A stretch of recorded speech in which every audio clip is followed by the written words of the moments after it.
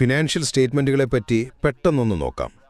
ഒരു ബിസിനസ്സിൻ്റെ financial health എങ്ങനെ ഇരിപ്പുണ്ടെന്നറിയാനുള്ള 3 പ്രധാന റിപ്പോർട്ടുകളാണിത്. ഒരു ഡോക്ടർ നമ്മളെ ചെക്ക് ചെയ്യുന്നില്ലേ? അതുപോലെ ഈ 3 സ്റ്റേറ്റ്മെൻറ്റും ഒരുമിച്ച് നോക്കുമ്പോഴാണ് കമ്പനിയുടെ ശരിക്കുള്ള അവസ്ഥ നമുക്ക് പിടികിട്ടുന്നത്.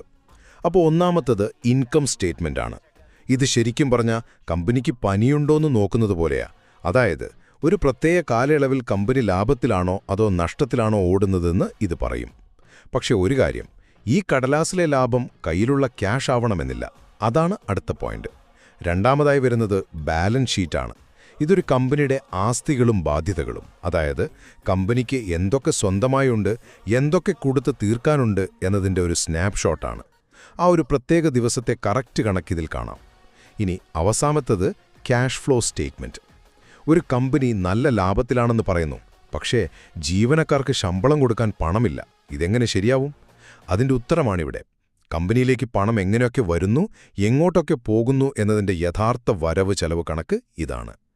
ഇൻവെസ്റ്റേഴ്സിനെ സംബന്ധിച്ചിടത്തോളം ഏറ്റവും പ്രധാനം ഇതാണല്ലേ.